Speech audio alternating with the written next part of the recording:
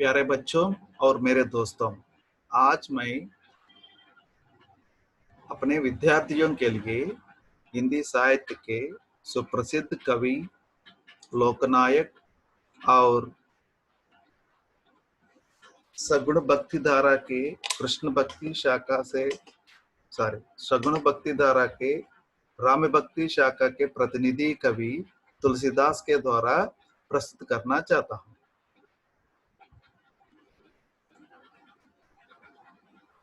यदि आप लोग तुलसीदास के बारे में कभी सुने थे, नहीं सुना तो यह अच्छा मौका है आपको और एक बात तुलसीदास के बारे में जानने की मौका मिली है। ओके। और इस तुलसीदास के दोहों को मैं अपने पावर पॉइंट प्रेजेंटेशन के द्वारा आपके सामने प्रस्तुत करना चाहता हूं। आप लोग आसानी के साथ इसे समझ सकते हैं। यदि परीक्षा की दृष्टि से इसको तैयार की गई है, परीक्षा में आपके लिए क्या है, एक संदर्भ सहित व्याख्या पूछते हैं और कवि का संक्षिप्त परिचय पूछते हैं। तो यहाँ कैसे भी प्रश्न दिया जाए तो आप लोग अच्छे ढंग से उसका उत्तर लिख सकते हैं। अभी मैं इस मटेरियल मेरे द्वारा प्रिपेयर की गई इस पीपीटी को मैं अपने जूम में शेयर करके आपको और अच्छे ढंग से स्पष्ट से पढ़ाना चाहता हूँ। देखिए, हम इस पीपीटी को शेयर करने जा रहा हूँ। ओके, सबसे पहले वाला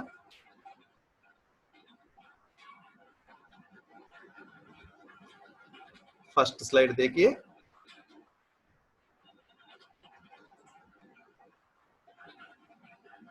ओके, मैं फिर से बताऊंगा। ये सत्र 3 इसका मतलब क्या है? Third semester. Okay, third semester के बीए, बीकॉम, बीएससी, बीबीए और इन्हीं को सेकंड ईयर भी बोलते हैं।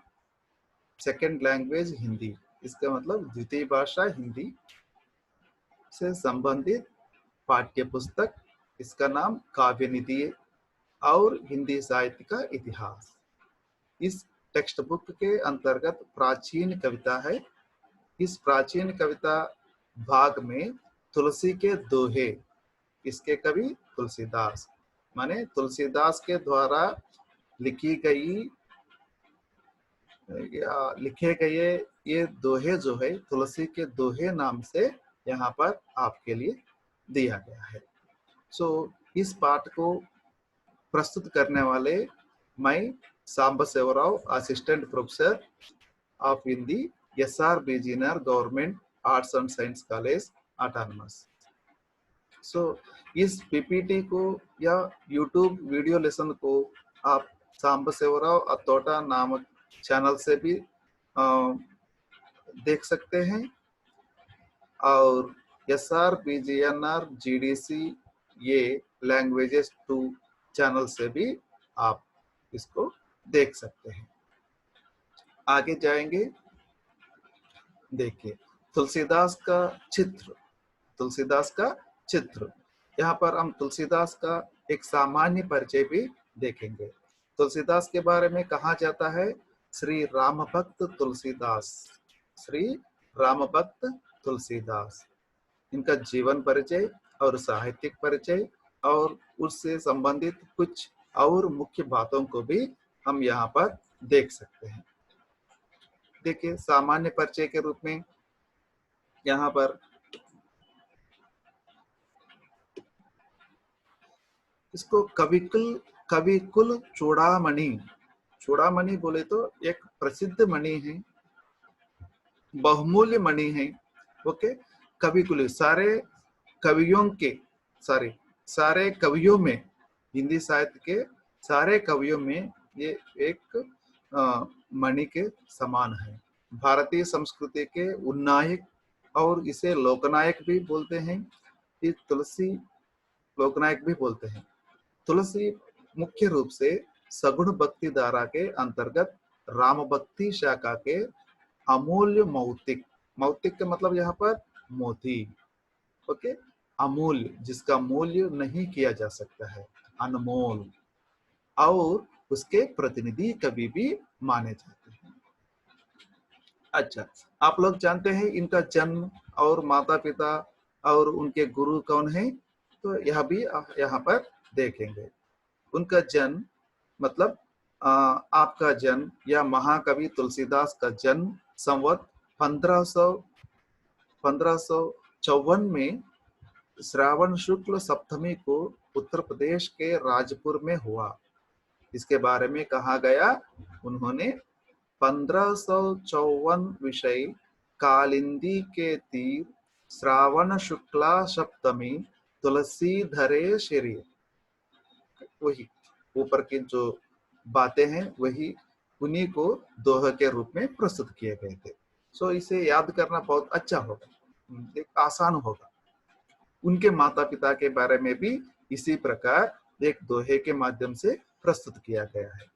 तुलसीदास के पिता का नाम आत्माराम दुबे तथा माता का नाम तुलसी है, तुलसी था। इन दोनों के बारे में इस प्रकार कहा गया है, राम है प्रिय पावन तुलसी सी, तुलसीदास हित हित, तुलसीदास हित ही तुलसी सी। माने राम, आत्माराम दुबे के लिए बहुत प्रिय है और राम के लिए पावन है, और वही तुलसीदास है, ओके, और तुलसी के पुत्र तुलसीदास है। अगले स्लाइड को, और तुलसी के बचपन का नाम के बारे में भी यहाँ पर जानकारी है। अपने टेक्स्ट बुक काव्य निधि टेक्स्ट बुक में तुलसीदास के परिचय के अंतर्गत यह सब कुछ प्रस्तुत किया गया था, ओके। तो बचपन का नाम राम भोला, ओके। इसके संबंध में भी इस प्रकार उल्लेख किया गया है, राम को गुलाब नाम राम बोला राख्यो राम। और एक बार सुनिए, राम को गुलाब नाम राम बोला राख्यो राम। यहाँ पर इस वाक्य में दो राम शब्द है, आरंभ में भी है और अंत में भी है। यहाँ पर ये दो राम शब्द के अर्थ इस प्रकार हम देख सकते हैं। पहला राम शब्द का अर्थ है तुलसी के मर्यादा पुरुषोत्तम दशरथ पुत्र श्री राम है। यह किस लिए कहा, यहाँ पर इसलिए यह स्पष्ट है, वे कहे थे राम को गुलाम, माने श्री राम को वे गुलाम है, वो दास है। दूसरा राम शब्द का अर्थ है तुलसी के पिता श्री आत्माराम दुबे है। नाम राम भोला राख्यो राम, तो नाम रखने वाले कौन होंगे, माता पिता ही होंगे। तो इनके पिताजी का नाम भी आत्माराम दुबे, सो आत्मा को निकालकर राम रखे थे। ये काव्य या अलंकार शास्त्र के एक विशेषता है, विशेष प्रकार से उन्होंने इसको प्रयोग किए थे। बाद में तुलसीदास के जन्म के तुरंत उनकी माँ का देहांत हुआ था, इसलिए उनका पालन पोषण मुनिया नामक दासी ने किया था।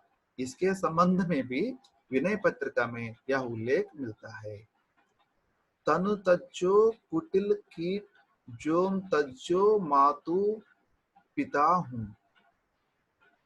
मैंने उनकी माता का देहांत होने के बाद पिता भी उन्हें त्याग दिए थे, और इसलिए उनकी दासी जो है मुनिया नामक दासी, उसका पूरा पालन पोषण की।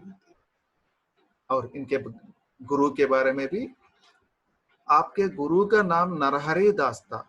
तुलसी ने अपने गुरु के चरण कमलों की वंदना इस प्रकार की थी, बंदो गुरुपद कंज कृपा सिंधु नर रूप हरि। मैंने यहाँ पर अपने गुरु का नाम भी ले रहे हैं, वे नरहरि दास थे।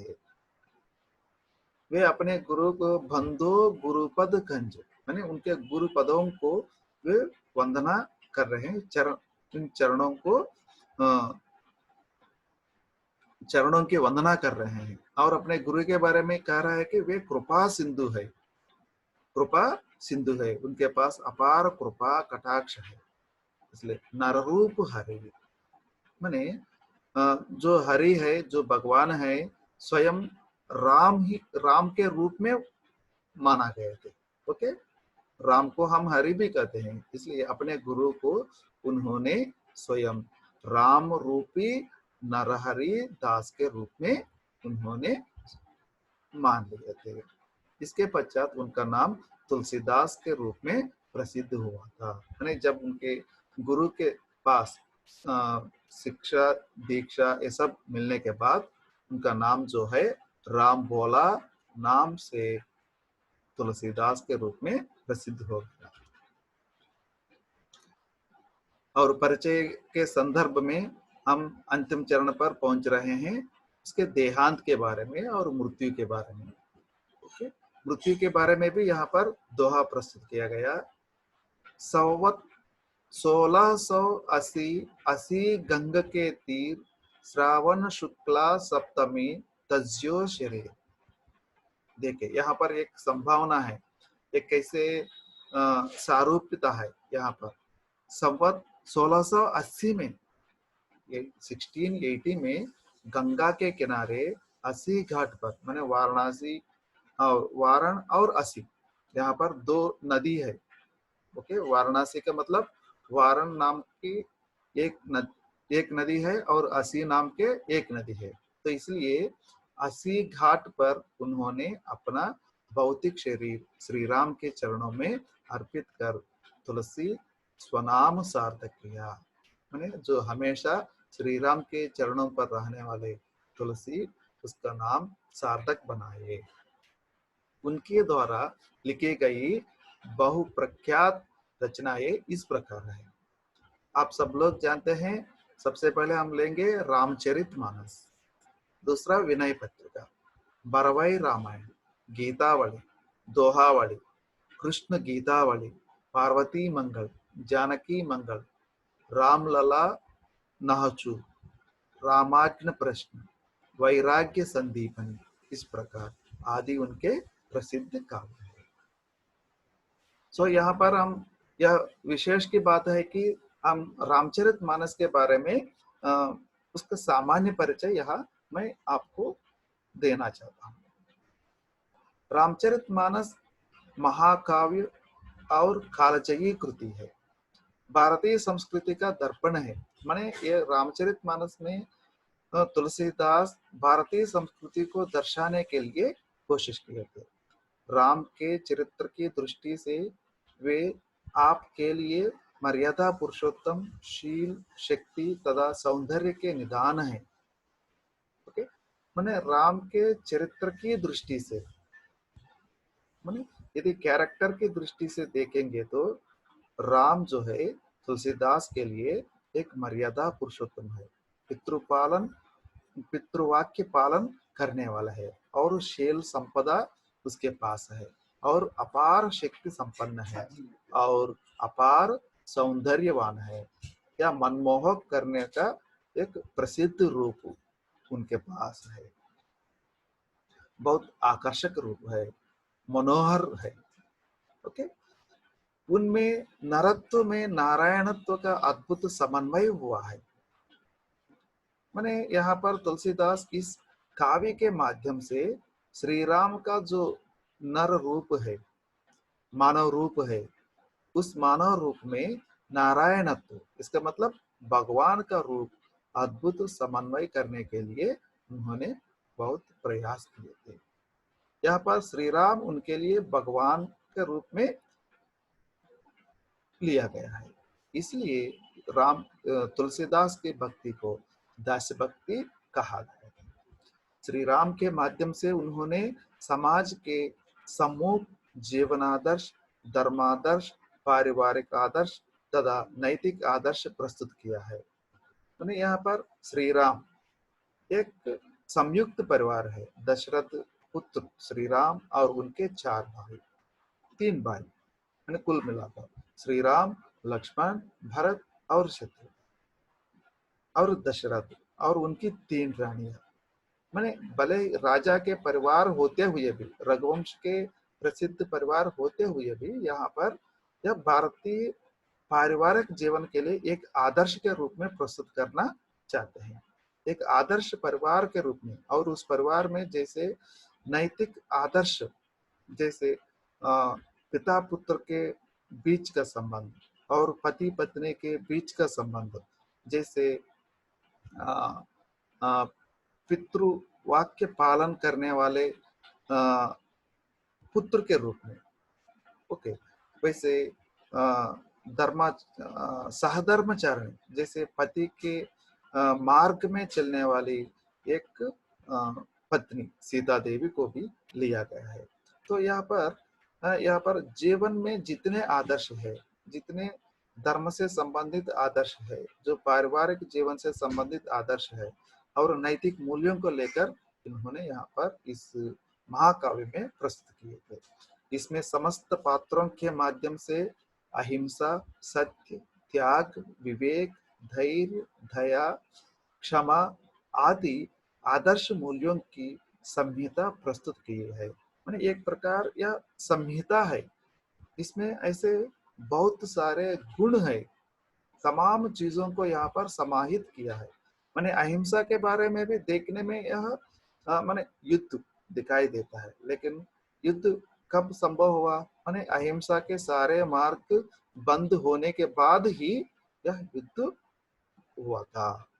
रामायण राम रावण के बीच में युद्ध तभी संभव हुआ था। और सत्य व्रत पर चलने के लिए, अंत तक सत्य व्रत पर चलने के लिए यह एक सूची है। और वैसे ही त्याग, माने सिंहासन को, राज मुकुट को त्याग करने का यह सुंदर वर्णन, यह सुंदर प्रतीक इस काव्य में मिलता है। वैसे ही विवेक के साथ रहना, ओके, राजा किस प्रकार विवेक पूर्वक रहना चाहिए, वैसे मित्र के रूप में कैसे रहना चाहिए, और आपत्ति में धैर्य और साहस के साथ कैसे रहना चाहिए, और दूसरे के प्रति कैसे दया और क्षमा गुण को प्रकट करना चाहिए, ये सब इस महाकाव्य में दर्शाया गया। इसलिए भारतीय पारिवारिक जीवन के लिए या भारतीय सांस्कृतिक जीवन के लिए रामचरितमानस को एक दर्पण के रूप में मानते हैं।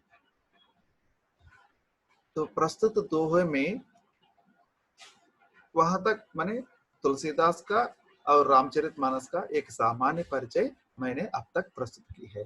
अब हम आगे दोहे में दोहों के बारे में प्रस्तुत करूंगा। सो कुल मिलाकर इस पाठ में आपको 10 दोहे दिए गए थे। इन 10 दोहों को यहाँ पर हम देखेंगे एक क्रम में, कठिन शब्दार्थ, प्रसंग, भावार्थ और विशेषता। कठिन शब्दार्थ, प्रसंग, भावार्थ और विशेषताएं। तो आइए हम देखते हैं पहले का दोहा। राम नाम मणदीप धरु, जीहु देहरि द्वार, तुलसी भीतर बाहे रहु, जो चाहसी उजियार। और एक बार, राम नाम मणदीप धरु, जीहु देहरि द्वार, तुलसी भीतर बाहे रहु, जोम चाहसी उजियार। इनमें से, इन 2 पंक्तियों में से कठिन शब्द को इस प्रकार आप समझ सकते हैं। जीह, जीह का मतलब जीभ, उजियार इसका मतलब उजाला, प्रकाश। आप देखते हैं 4 बूंदों वाला एक एडवर्टाइजमेंट, विज्ञापन को आप देखते हैं। मैंने यहाँ पर क्या है, वो 4 बूंदों वालों को मिलाने से अपने कपड़े जो है चमक जाते हैं, मैंने प्रकाशवान दिखाई देते हैं।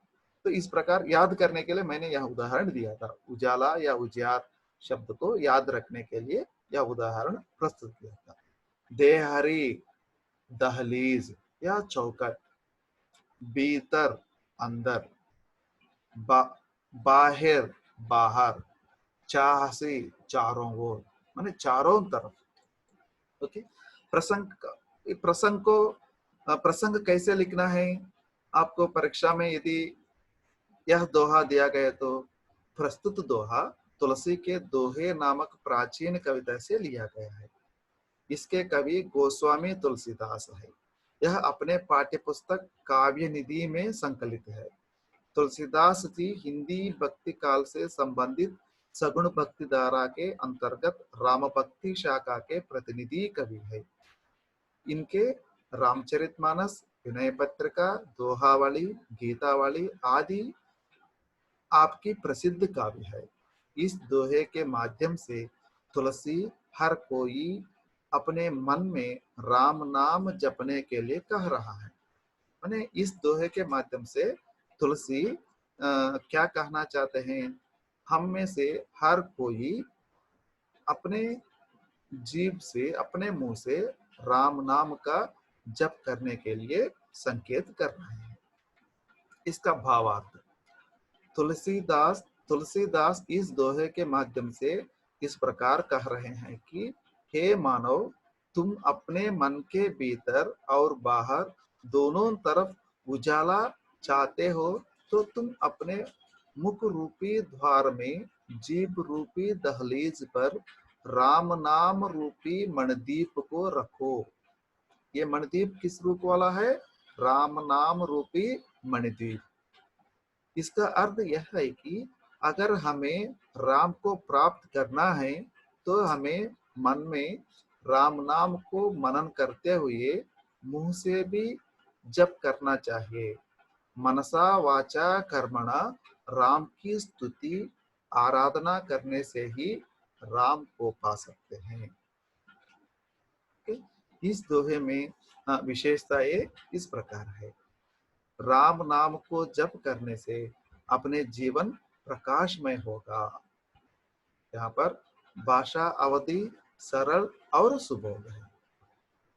ओके, अब हम जाते हैं दूसरे दोहा देखेंगे। सूदे मन सूदे वचन सूदी सब करतूती, तुलसी सूदी सकल विधि रघुबर प्रेम प्रसूति। सूदे मन सूदे बचन सूदी सब करतूती, तुलसी सूदी सकल विधि रघुबर प्रेम प्रसूति। इन दो पंक्तियों में भी आपको कुछ ऐसे कठिन शब्द देखने के लिए मिलेगा। सूधे इसका मतलब सीधे, बचन इसका मतलब वाणी या बाधे, करतूती इसका मतलब कार्य, सकल इसका अर्थ पूर्ण, विधि इसका मतलब कार्य या ढंग या तरीका, प्रसूति इसका मतलब दूसरों के वश में रहना या प्रेम दर्शाना।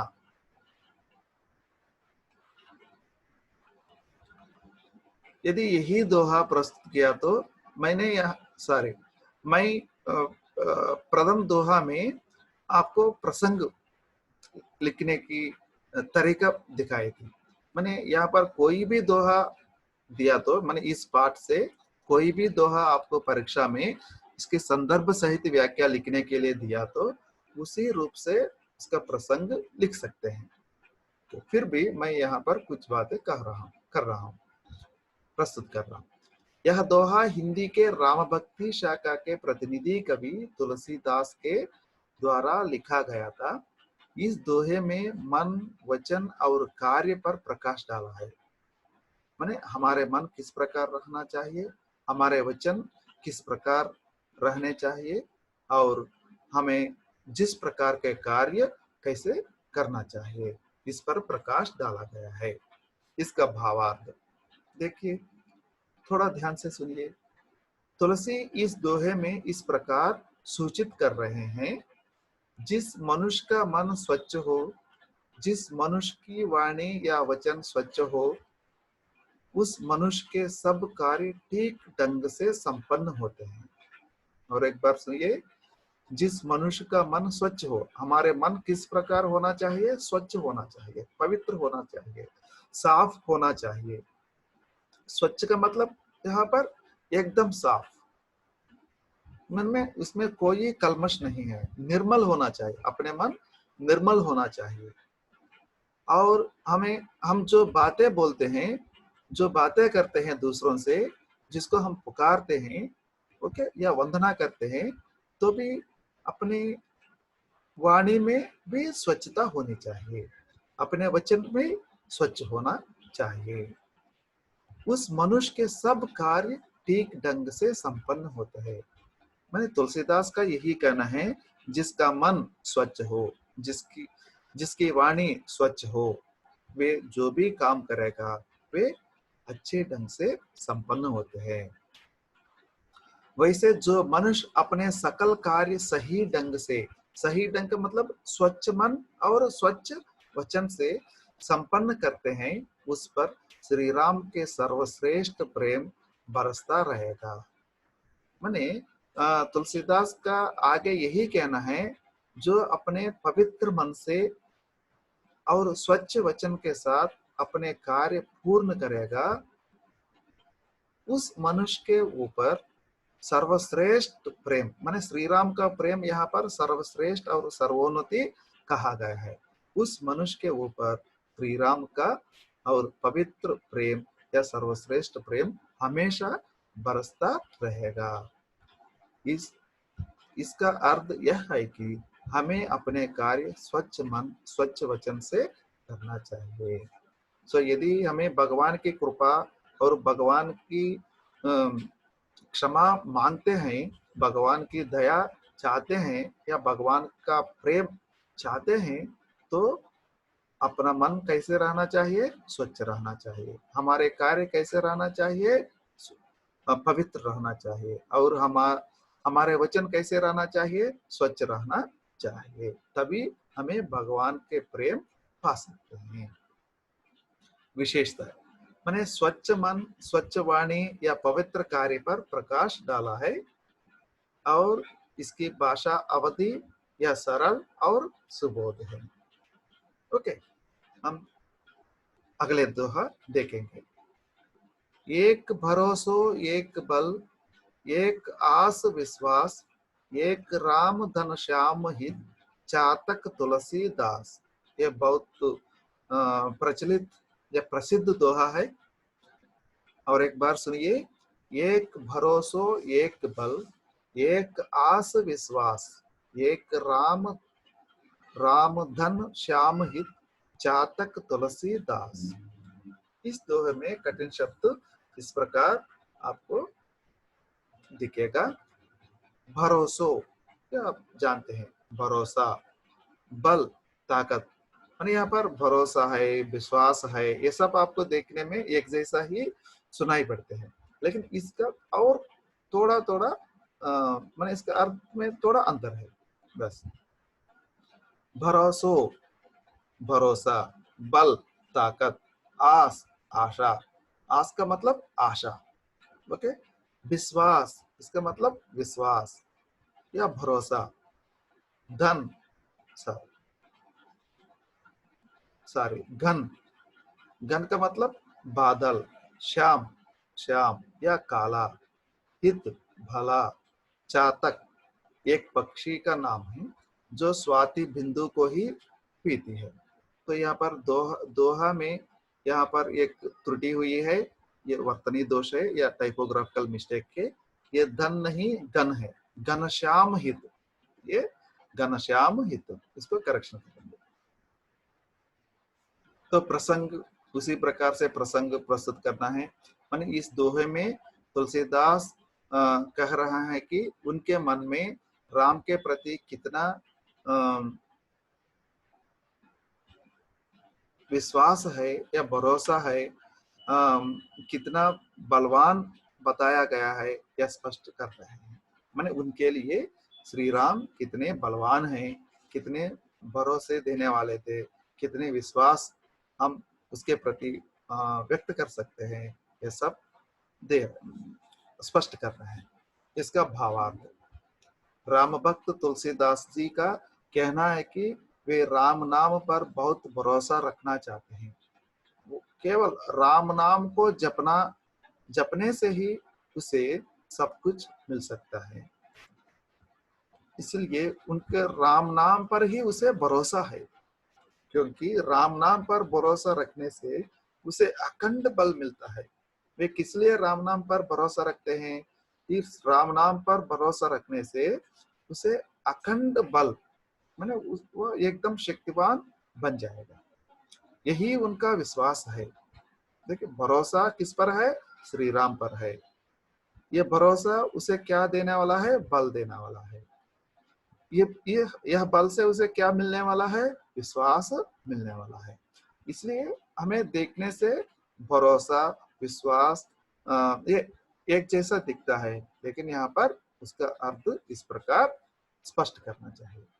राम ही उनके लिए एकमात्र विश्वास और आशा है, और उसे राम ही आशा है।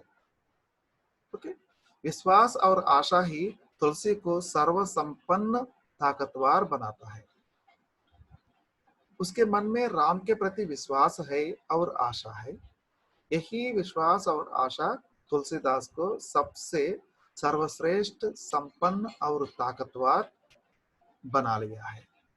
विश्वास, आशा और बल पर ही वे आगे बढ़ना चाहते हैं। श्री राम के प्रति विश्वास, श्री राम के प्रति आशा और श्री राम से दिया हुआ बल, इस पर ही तुलसीदास आगे बढ़ना चाहते हैं। इस प्रकार चातक, माने जिस प्रकार, माने इसको यहाँ पर तुलसीदास अपने आप को एक चातक पक्षी से तुलना कर रहे हैं। माने चातक पक्षी का लक्षण क्या है, उसका गुण क्या है? वह स्वाति माह में या स्वाति नक्षत्र के समय में जो पानी बरसेगा, जो बिंदु मिलेगा, स्वाति बिंदु को ही पीकर साल भर उसके लिए इंतजार करता रहेगा। माने चातक पक्षी का के मन में विश्वास है, और चातक पक्षी उसी की आशा में है, और इसलिए माने वो जरूर वह बिंदु उनके लिए बरसेगी। उस बिंदु को पीने से उसे बल मिलेगा, उसे शक्ति मिलेगी। ओके, यही मानकर जिस प्रकार चातक स्वाति बिंदु के लिए विश्वास पूर्वक इंतजार करती है, उसी प्रकार यहाँ पर तुलसीदास भी उसके स्वामी श्री राम के लिए इंतजार करता रहेगा। उसी में उसका भरोसा है। पूरा साल स्वाति बिंदु के लिए इंतजार करके और अंत में उसे ग्रहण करती है। माने भरोसा ऐसा रहना चाहिए, आशा ऐसी रहना चाहिए, माने अंततः उसे पा सके। ओके, नहीं तो हम निराश हो जाएंगे। तो चातक कभी निराश नहीं बने, इसलिए वे अपने आप को चातक मानता है। चातक का यही विश्वास है कि उसकी आशा ही उसकी हितकारी है। माने उसमें जो आशा है, आशा ही उसके लिए हितकारी हो रहा है। माने इसलिए हमें ऑप्टिमिस्टिक रहना चाहिए, आशावाद के साथ हमें आगे बढ़ना चाहिए। ये पर्सनालिटी डेवलपमेंट के लिए भी उसी ओर तुलसीदास संकेत कर रहे हैं। तुलसीदास भी अपने आप को चातक इसलिए मान रहे हैं कि उसके हित में रहने वाले और कोई नहीं, वे राम नाम के घनश्याम है। माने तुलसीदास के मन में यही आशा है कि हमेशा के लिए उसे ताकत देने वाले, बल देने वाले कौन है? श्री राम है। इसलिए वो और कोई नहीं है, वो घनश्याम है। इस दोहे में विशेषता को यही हम देख सकते हैं। तुलसीदास के लिए राम ही एकमात्र आशा, विश्वास और भरोसा है।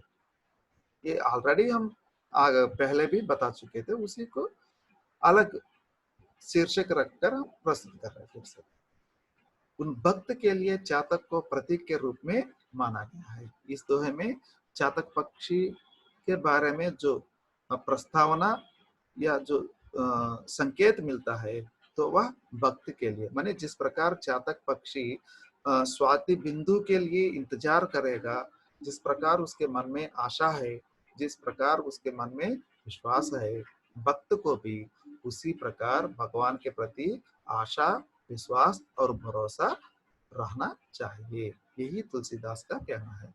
और यहाँ पर भाषा भी अवधि है, वह सरल और सुबोध है। और चौथा, मातु पिता गुरु स्वामी सिख धरी करही सुभाय, लहेवु लाभु तिन्ह जन्म कर, नतरु जन्मु जग जाय।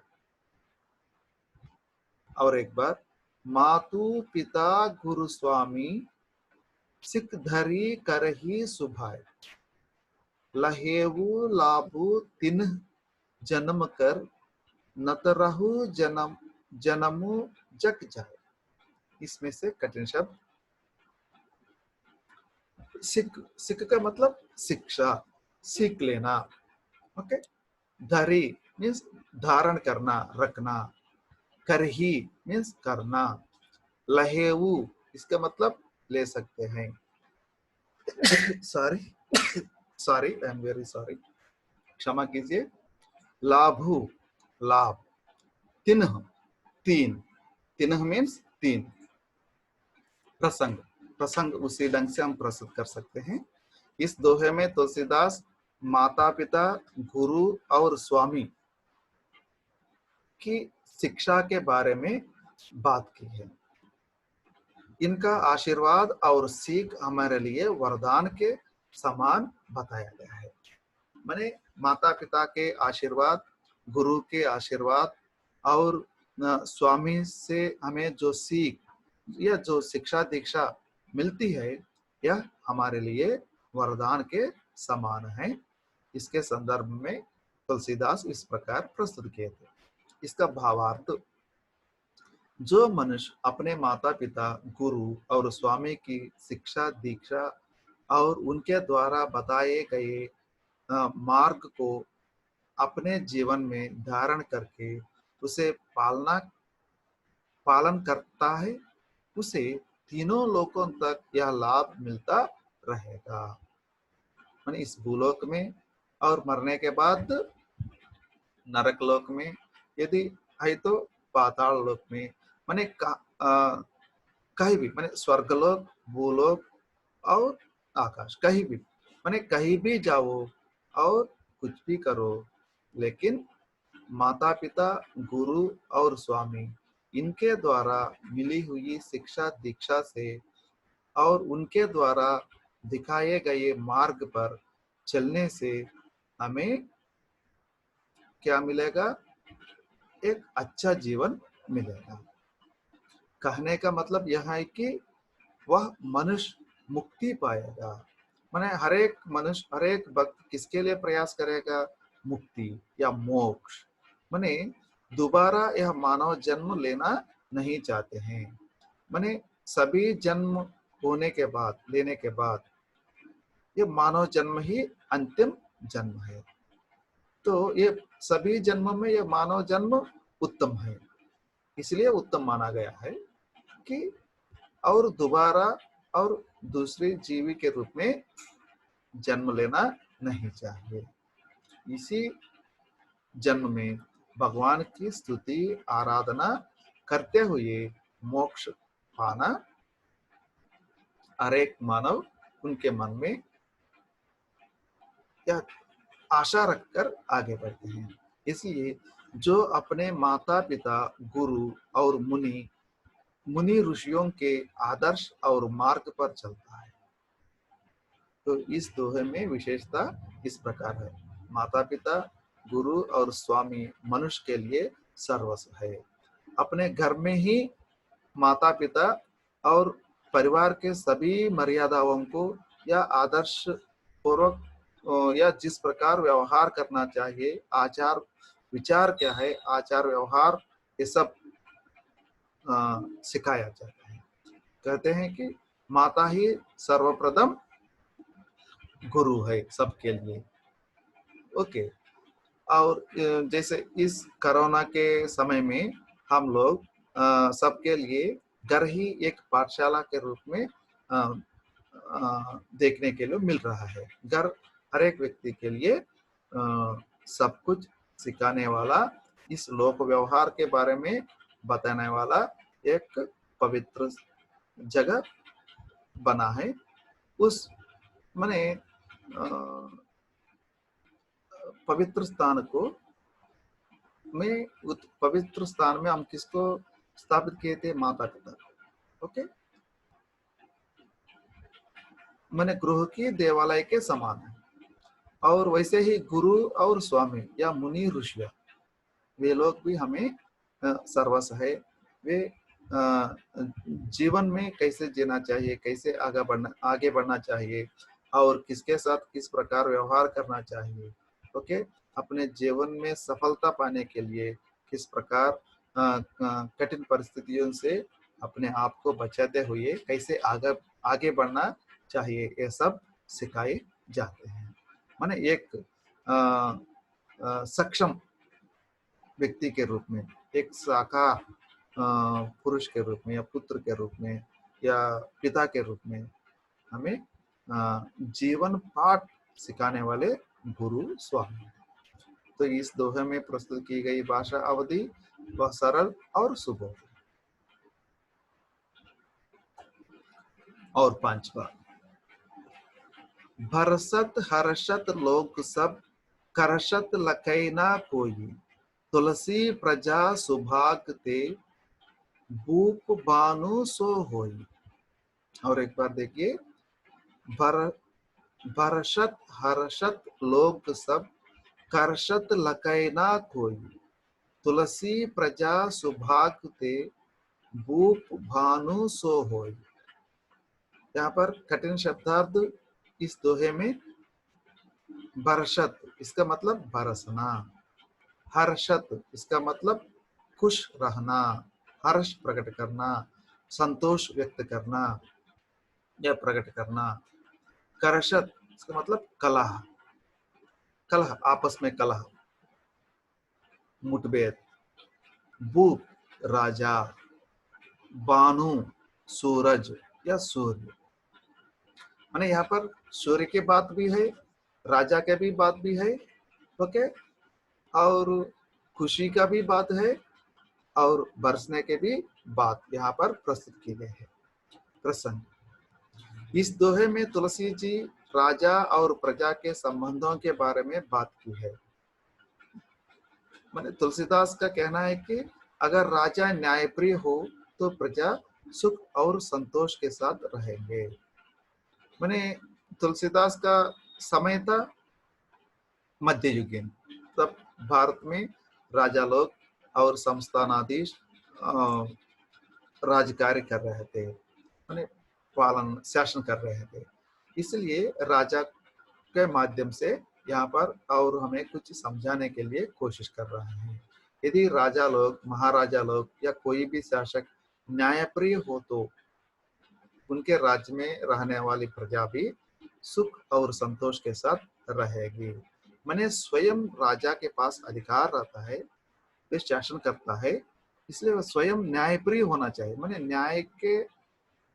न्याय के लिए लड़ने वाला है। तो एक राजा आदर्श बनेगा तभी प्रजा भी उस न्याय के मार्ग पर चलने के लिए कोशिश करेंगे।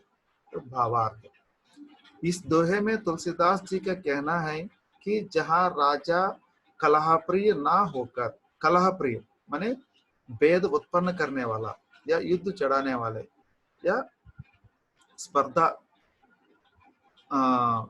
के लिए प्रयास करने वाले, ऐसा ना रहकर न्यायप्रिय होंगे, वहां की प्रजा विवेक, धैर्य और धर्म संचालक होंगे।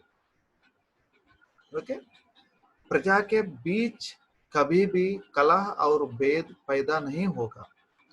जब राजा ही स्वयं न्यायप्रिय होंगे, न्याय मार्ग पर चलेंगे, तो धर्म मार्ग पर चलेंगे या विवेक पूर्वक व्यवहार करेंगे, यदि धैर्य और साहस दिखाएंगे, तो उस देश की प्रजा भी आपस में कभी नहीं लड़ेंगे। यहाँ पर कलह पैदा होने की कोई संभावना नहीं है। इसलिए माने इसके लिए एक उदाहरण दे रहे हैं।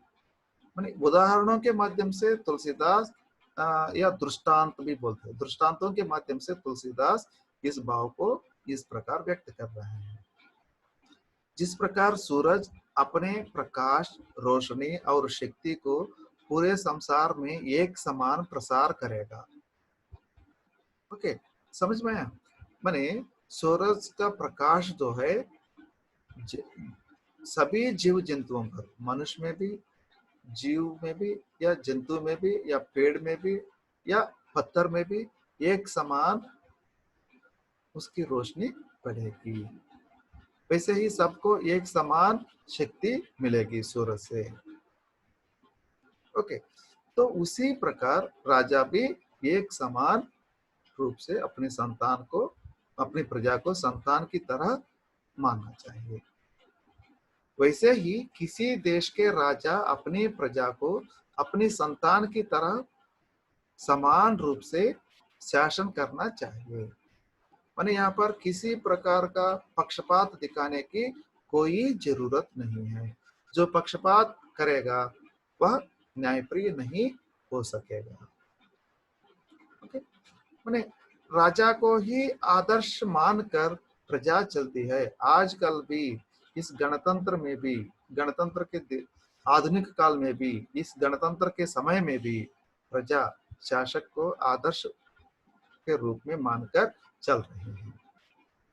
जब राजा अपने मन में प्रजा के प्रति समता, समानता और सौभ्रातृत्व की भावना रखते हैं, तब प्रजा भी आपस में स्वेच्छा के साथ वैसे ही अच्छे गुण आदान प्रदान करेंगी।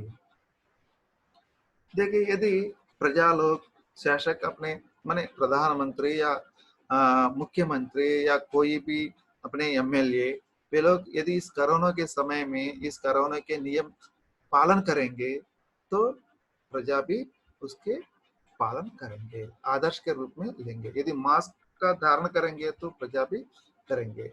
माने प्रजा की यही मानसिकता है। माने उच्च वर्ग के लोग जो शासन करने वाले, वो क्या कर रहे हैं, क्या कह रहे हैं, किस प्रकार जीवन यापन कर रहे हैं, माने उन लोगों का जीवन जो है इनके लिए आदर्श के रूप में सामने आता है। इसलिए उन्नत वर्ग के लोग जो है, शासक जो है, वे अपनी प्रजा के लिए आदर्श रूप में जीवन यापन बिताना चाहिए।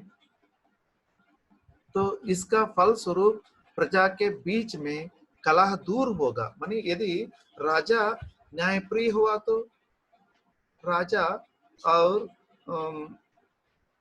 दयार्द हुआ तो क्या लाभ है? उस राज्य के लिए बहुत लाभ है, प्रजा के लिए और हितकार है। माने जनता के बीच में जो कलह है ये अचानक हो जाएगा, ये सहज है, सब सहज है। इसलिए मैंने आदर्श पूर्वक शासक नहीं है उसके समाज में, तो राजा भी कहा गया है जैसे राजा वैसे प्रजा, माने यदा राजा तदा प्रजा, यही कहावत अपने लोक में प्रसिद्ध है। यह कोई भी राज्य के लिए श्री राम रक्षा है। माने यदि प्रजा की तरफ से कुछ आक्रमण या उसमें क्या कहना चाहिए, कुछ विद्रोह करने की भावना यदि प्रजा में जागृत हुआ तो यह राजा कुछ नहीं कर पाएगा। इसलिए यदि स्वयं राजा न्यायप्रिय आदर्श हुआ तो वही उनके राज्य के लिए श्री राम रक्षा है। राजा विशेषता है, राजा को न्यायप्रिय होना चाहिए, यही तुलसीदास का कहना है। इस की भाषा जो है अवधि है, सरल और सुबोध है। अगले वाला, तुलसी असमय के सखा धीरज धर्म विवेक, साहित्य साहस सत्यव्रत, राम भरोसे ये। और एक बार, तुलसी असमय के सखा धीरज धर्म विवेक, साहित्य साहस सत्यव्रत, राम भरोसो ये। इस दोहा में कठिन शब्द इस प्रकार है। सखा, इसका मतलब मित्र या दोस्त। धीरज, इसका अर्थ धैर्य। धर्म, इसका अर्थ धर्म। विवेक, इसका अर्थ ज्ञान या विवेक, विचक्षणा, ज्ञान, ये सब। साहित्य, साहित्य या ज्ञान कुछ भी। साहस, हिम्मत करना। सत्यव्रत, सच्चाई की राह पर चलने वाला। सत्यव्रत यानी सत्यमेव जयते, यही मानकर चलने वाले, सत्य के व्रत में रखने वाले। प्रसंग, धैर्य धर्म और सच्चाई असमय में हमारे मित्र है। यहाँ पर और एक अर्थ प्रस्तुत करना यहाँ पर भूल हुई है। असमय, असमय का मतलब प्रमाद या संकट। ओके, जो प्रतिकूल समय है जिसको बोलते हैं असमय, जो अनुकूल नहीं, जो प्रतिकूल समय है। इस दोहे का भावार्थ, तुलसीदास कहते हैं कि धैर्य धर्म और ज्ञान हमारे असमय के मित्र है। यहाँ पर भी थोड़ी त्रुटि है, टोपोग्राफिकल, असम, असम नहीं, असमय के मित्र है। सो यदि हम किसी प्रमाद में पड़े हैं, किसी संकट में पड़ गए हैं, तो संकट से बाहर निकलने के लिए, तो प्रमाद से बाहर आने के लिए हमें कौन सहायता कर सकते हैं? अपने मन में जो धैर्य है, जो साहस है, जो जो अपना व्यवहार जो धर्म पूर्वक है, जो न्याय पूर्वक है, और उस संकट से बचने के लिए अपने पास उपाय भी रहना चाहिए, अपने ज्ञान भी रहना चाहिए, नॉलेज। जैसे पद्मयू से बाहर आने के लिए एक रास्ता है, उसका ज्ञान है। अंदर जाने के लिए एक ज्ञान है, ओके, उसके लिए धैर्य चाहिए। और मार्ग भी वैसे ही धर्म मार्ग भी होना चाहिए।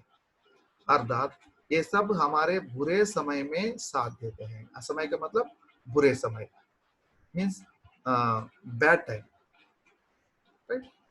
तुलसीदास जी कहते हैं कि जिनमें साहित्य, हिम्मत और सच्चाई के मार्ग पर चलने की लगन और भगवान पर विश्वास हो, वही संसार रूपी सागर पार कर सकता है। जब तक हम इस संसार में जीवन यापन करेंगे, मानना चाहिए कि हमारे लिए बुरे समय हैं। इसलिए सब लोग चाहते हैं तो मोक्ष या स्वर्गलोक। सो ये संसार क्या है? यह संसार पूरा मिथ्या है। संसार मिथ्या है, असत्य है।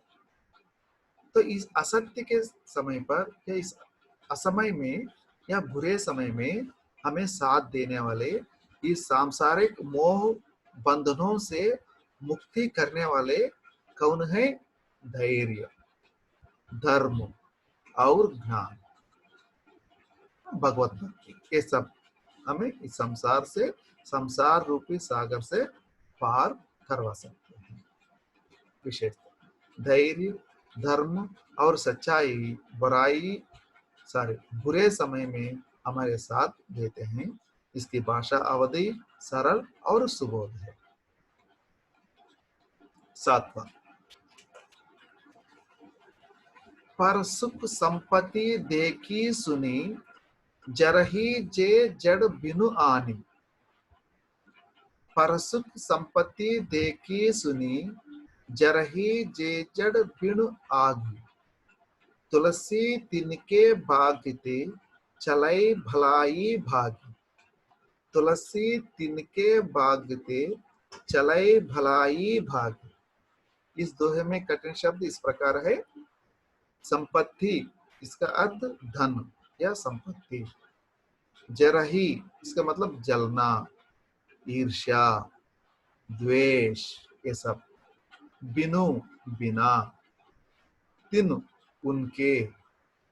चले, चले जाने से।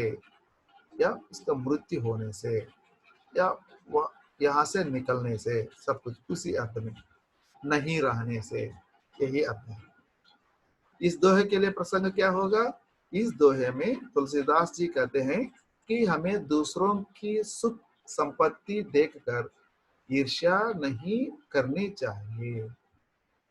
माने हमारे पास संपत्ति नहीं है, हमारे पास धैर्य नहीं है, हमारे पास साहस नहीं है, ना धन है, ना दौलत है, तो जिसके पास ये सब है उसे देखकर हम ईर्ष्या प्रदर्शित करते हैं। यह ईर्ष्यालु बनकर रहना सबसे बहुत बुरी बात है। यह बहुत बड़ा बुरा जीवन है, इससे बचकर रहना चाहिए, यही तुलसीदास का कहना है। दूसरों की संपत्ति देखकर जो मनुष्य ईर्ष्या के साथ जलन करते हैं, यह जानते हैं कि यह संपत्ति, यह धन हमारा नहीं है, फिर भी उसे देखकर अचानक इसमें ईर्ष्या पैदा हो जाता है, द्वेष भाव उत्पन्न हो जाता है। वे मनुष्य वैसे ही जल जाते हैं जैसे बिन आग के जड़ जल जाते हैं। ये जलन किस प्रकार होगा? वहां पर देखने के लिए कोई अग्नि नहीं दिखाई देता है। अग्नि का स्वभाव क्या है? किसी को भी जला देना, सत्यानाश कर देगा। लेकिन ये जलन किसके समान है? आग के समान है। यह जलन किसको माने जला देगा? मनुष्य को जला देगा, आत्मा को जला देगा, इस पूरे शरीर को जला देगा, अंदर ही अंदर उसे जला देगा। ओके, तो इसलिए जलन जो है दिखने में नहीं दिखाई देता है, देखने में, लेकिन वह आग की तरह सब कुछ जला जाता है, मनुष्य को सर्वनाश कर देता है। इसलिए यह गुण नहीं रहना चाहिए। ईर्ष्या या द्वेष, असूया, ये सब नहीं रहना चाहिए। ऐसे लोगों के चले जाने से, चले जाने का मतलब यह मर जाने से लोगों की भलाई ही होती है, माने संसार की भलाई होती है। माने जलने वाले, ईर्ष्या रखने वाले या ईर्ष्यालु लोग इस समाज में या परिवार में या देश में नहीं रहना चाहिए। ईर्ष्यालु लोग मर जाने से इस समाज के लिए, परिवार के लिए, देश के लिए भलाई होगी। अर्थात ईर्ष्यालु लोग कभी किसी के बारे में अच्छा नहीं सोच सकते हैं, यानी किसी की अच्छाई के लिए ये सहमत नहीं रहते हैं, जल जाते रहते हैं। इस संसार में ईर्ष्यालु लोग ना रहने से ही अच्छा है, यही तुलसीदास का मानना है। माने वे स्वयं ईर्ष्यालु नहीं है, इसलिए दूसरों के लिए भी ये सलाह दे रहे हैं कि हमें ईर्ष्यालु बनकर नहीं रहना चाहिए। ये ईर्ष्या जो है या द्वेष भाव जो है, हमें अग्नि ही तरह सब कुछ समूल जलाती है। राइट, इसमें विशेष है। मनुष्य ईर्ष्यालु नहीं होना चाहिए। इसकी भाषा अवधि और सरल सुबोध है। 8वां आगे देखेंगे। यस, तुलसी, यह भी बहुत प्रसिद्ध दोहा है। परीक्षा की दृष्टि से यह बहुत इम्पोर्टेंट दोहा है। तुलसी मीठे वचन ते सुख उपजत चाहुओ। तुलसी मीठे वचन ते सुख उपजत चाहुओ। वशीकरण एक मंत्र है, तजते वचन कठोर। वशीकरण एक मंत्र है, तजते वचन कठोर। इसमें कोई कठिन शब्द आपको कुछ लग रहा है? फिर भी देखिए, उपजत, उपजत का मतलब पैदा होना। चहु, इसका अर्थ चारों ओर।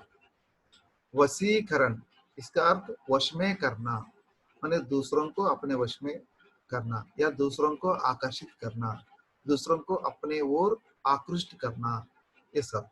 तज, इसका मतलब त्याग करना, छोड़ना। इसके लिए प्रसंग को इस प्रकार प्रस्तुत कर सकते हैं। इस दोहे में तुलसीदास जी का कहना है कि हमें हमेशा मीठे वचन ही बोलनी चाहिए। कठोर वचन है और मीठे वचन है। तो कठोर वचन का फल किस प्रकार है और मीठे वचन का फल किस प्रकार है, यही वेद दिखाना चाहते हैं। कहा जाता है मैंने जंगल में जो तलवार से या हथौड़ा से या मैंने मारा हुआ या काटा हुआ पेड़ भी फिर से नए अंकुर दे सकता है, लेकिन कठोर वचन से वंचित हृदय जो है फिर से क्या है फिर से माने ठीक नहीं हो पाएगा। माने यहाँ पर कुल्हाड़ी से भी ओके बहुत तेज, तलवार से भी बहुत तेज तेज है, तेज रहेगी ये कठोर वचन। ओके, सो इसलिए कबीर सॉरी तुलसीदास कह रहे हैं इस देह में सॉरी इस दोहे में तुलसीदास जी का कहना है कि हमें हमेशा मीठे वचन ही बोलने चाहिए। मीठे वचन से ही हम सबको अपने वश में कर सकते हैं। दूसरों के साथ किस प्रकार मीठे वचन में ही बात करनी चाहिए। Hello sir, how are you sir, कैसे हो सब, ओके नमस्कार साहब, ओके आपकी बातें सुनकर मुझे अच्छे लग रहा है, ओके मैं आपके साथ कुछ सीखना चाहता हूँ। मैंने कम्युनिकेटिव स्किल्स कैसे रहना चाहिए, अच्छे रहना चाहिए, तो मीठे रहना चाहिए, स्वीट मैंने एकदम स्वीट, ओके कम्युनिकेशन स्वीट रहना चाहिए। मैंने कठोर वचन, गाली देना और दूषित करना और क्रोधित होकर बोलना और अग्रसर होकर खाते रहना, ये सब छोड़ देना चाहिए।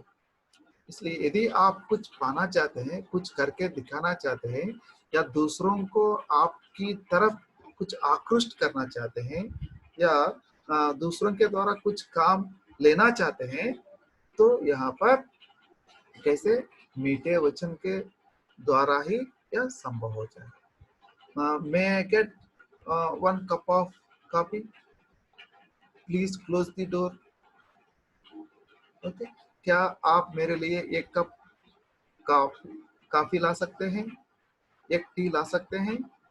इस प्रकार हमारे हमारे संवाद जो है इस प्रकार होने चाहिए। वचन कठोर नहीं रहना चाहिए, वचन मीठे रहना चाहिए, अर्थात हमारी ओर आकर्षित होंगे। जब जब हमारी बातें मीठे होंगे तभी दूसरे लोग हमें सुनेंगे। यहाँ पर इसका भावार्थ तुलसीदास जी कहते हैं कि मीठे वचन सब ओर सुख फैलाते हैं। और इस मीठे वचन से क्या है, माने मीठे वचन बोलने वालों के लिए ही नहीं, ये मीठे वचन उनकी चारों तरफ सुख फैलाते हैं। वहां पर संघर्ष पूर्ण वातावरण को दूर करेगा, ओके भेदभाव को खत्म करेगा, ओके और मुठभेद नहीं होगा, युद्ध पैदा नहीं होगा, यह संघर्ष पूर्व वातावरण जन्म नहीं लेगा वहां पर। इसलिए मैंने उनकी चारों तरफ ये सुख फैलाते हैं। अर्थात मीठे वचन सबके मन को शीतलता प्रदान करते हैं, शांत बनाता है, शीतल स्वभाव एकदम काम कूल यही प्रदान करता है। मीठे वचन किसी को भी अपने वश में रखने का मूल मंत्र है। मैंने मीठे वचन से हम किसी को भी अपने वश में कर सकते हैं। वश में करने का मतलब यह कोई ये गलत बात नहीं है। माने सबको हम कुछ बोल रहे हैं तो सब लोग इस पर थोड़ा ध्यान दे सकते हैं। माने सबके द्वारा हम काम ले सकते हैं। वश में रहने के बाद हमारी बात को सुन माने सुन सके। कम से कम यदि हमारी बातें नहीं सुनेंगे तो हमारे लिए क्या कर पाएंगे? नहीं कर माने कम से कम उन लोगों की दृष्टि जो है आकृष्ट करना किससे संभव है? या मीठे वचन से संभव होता है। इसलिए हमें कठोर वचन छोड़कर मीठे वचन बोलने का प्रयास करना चाहिए। ओके। यदि आप लोग क्लास क्लास चलते समय जब क्लास हो रहा है, आप लोग बाहर से अंदर आ रहे हैं तो आते वक्त ऐसे, सर एक्सक्यूज मी सर, क्या मैं अंदर आ सकता हूँ? वैसे मैंने इसी ढंग से यदि बात किया तो टीचर आप लोगों को अंदर प्रवेश करने देंगे। मैंने बिना इस प्रकार दुर्व्यवहार या कठोर वचन के माध्यम से हम आगे बढ़ने के लिए कोशिश करेंगे तो यह असंभव होगा। यहाँ भी भाषा अवधि है, यह बहुत सरल और सुबोध है। तुलसीदास की यही सूचना है या यह संदेश है कि माने मीठे वचन वशीकरण के मूल मंत्र है। Okay, next next.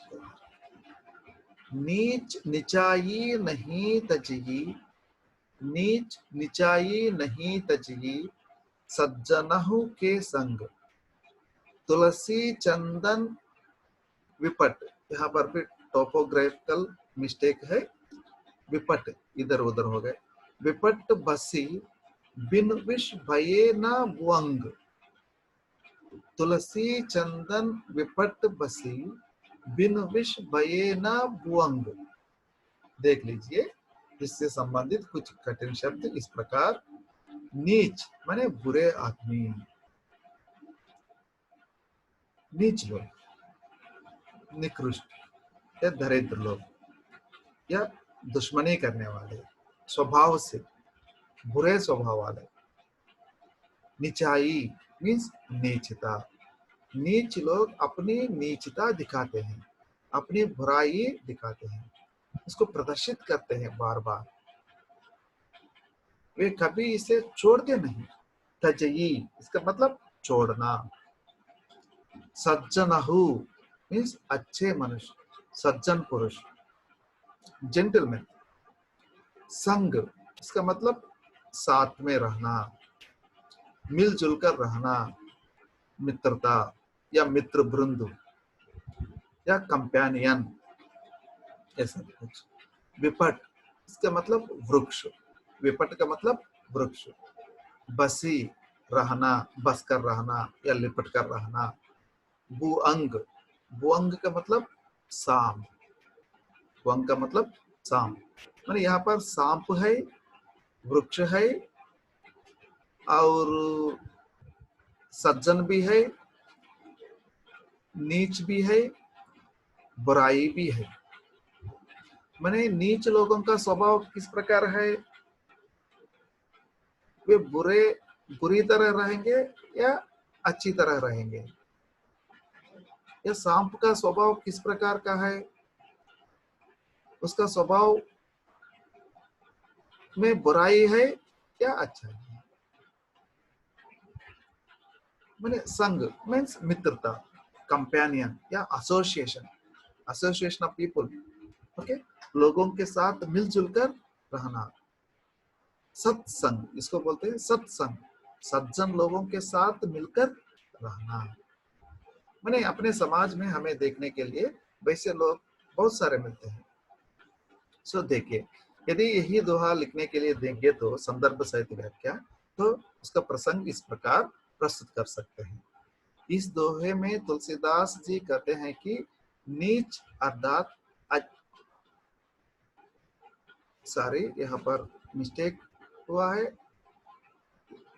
यह अनजाने हुआ था।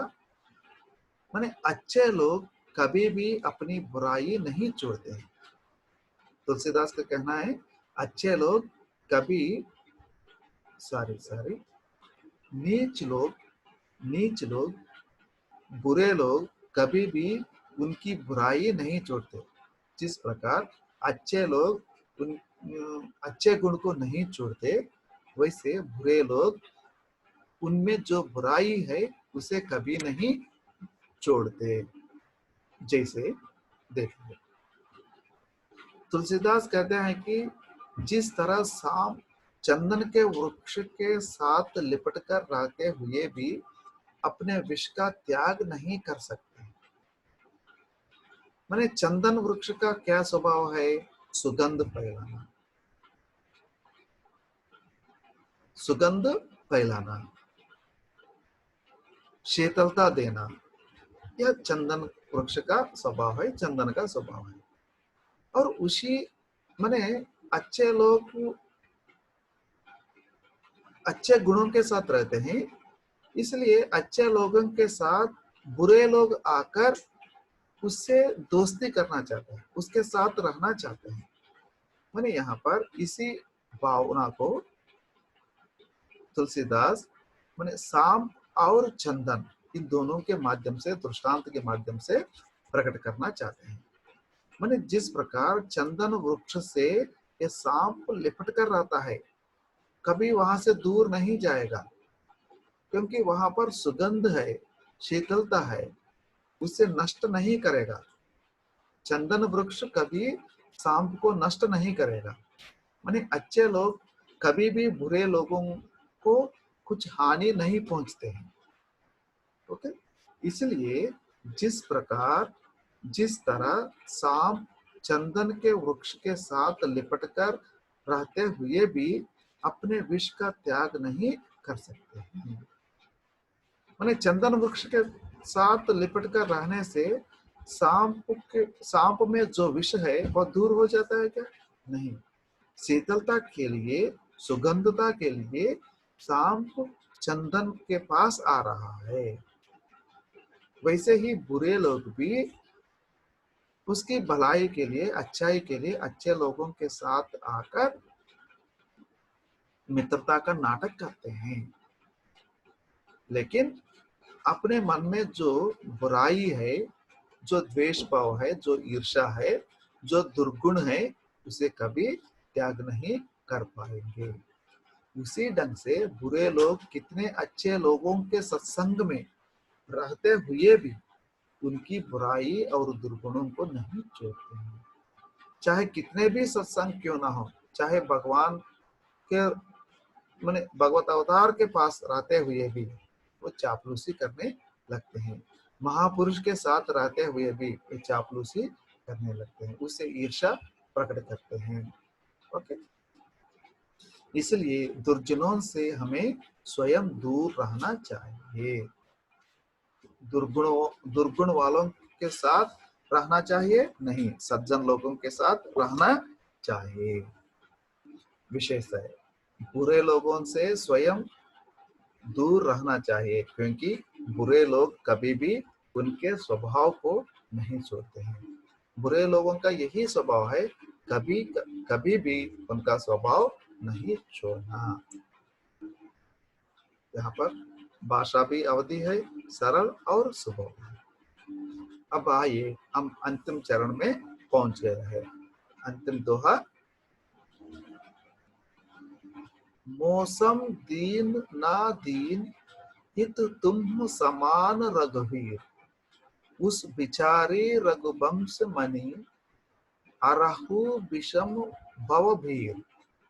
और एक बार, मौसम दीन ना दीन हित तुम समान रघुवीर, अस बिचारी रघुवंश मणि बरहु विषम भवभीर।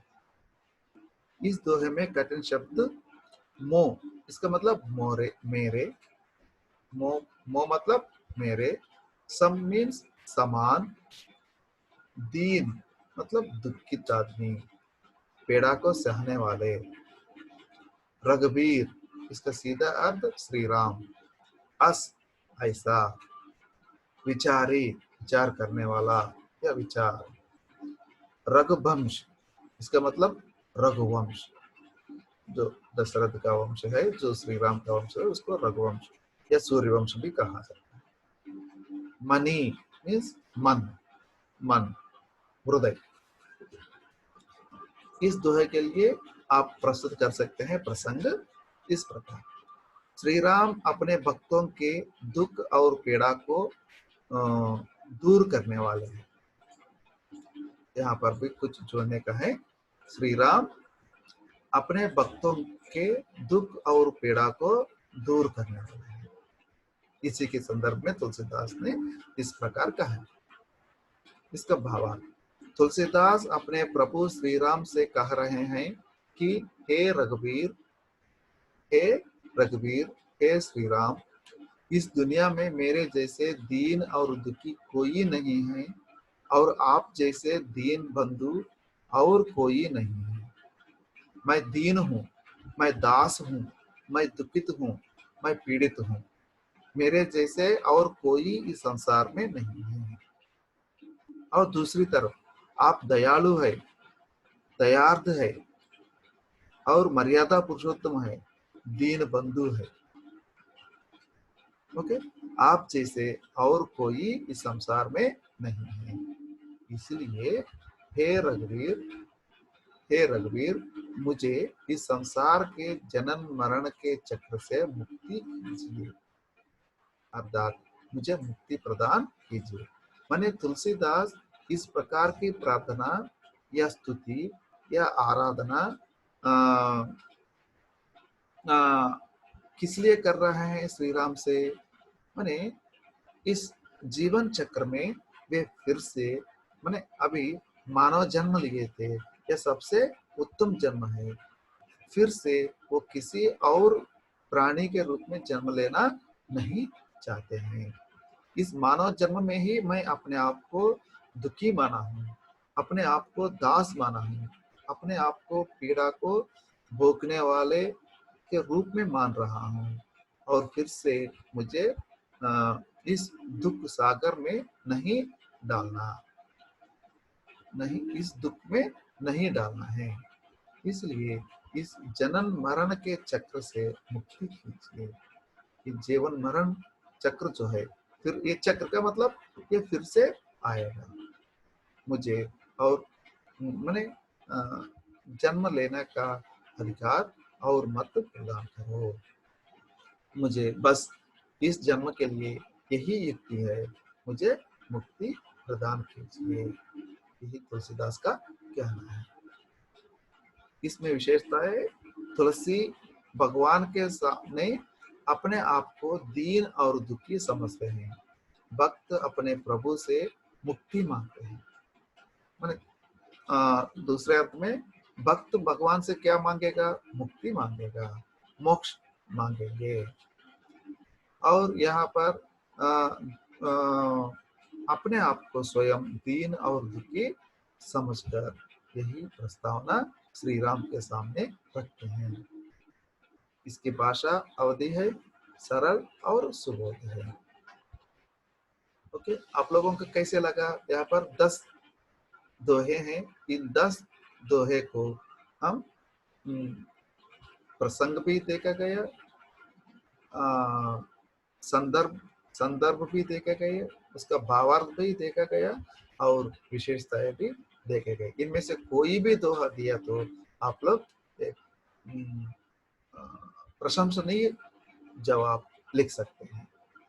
ओके, और यदि आप लोगों में से कोई सुनना चाहते हैं तो YouTube में जाकर तुलसीदास के दोहे या तुलसीदास के भजन या तुलसीदास के पद कहकर कुछ टाइप किया तो आपको YouTube से एक रमणीय म्यूजिक के साथ या संगीत के साथ या भजन के साथ आप उनके दोहे सुन सकते हैं। इसके साथ यह पाठ समाप्त हो रहा है। इसलिए मैं सबको मेरी तरफ से धन्यवाद ज्ञापन करता हूँ। बहुत बहुत धन्यवाद।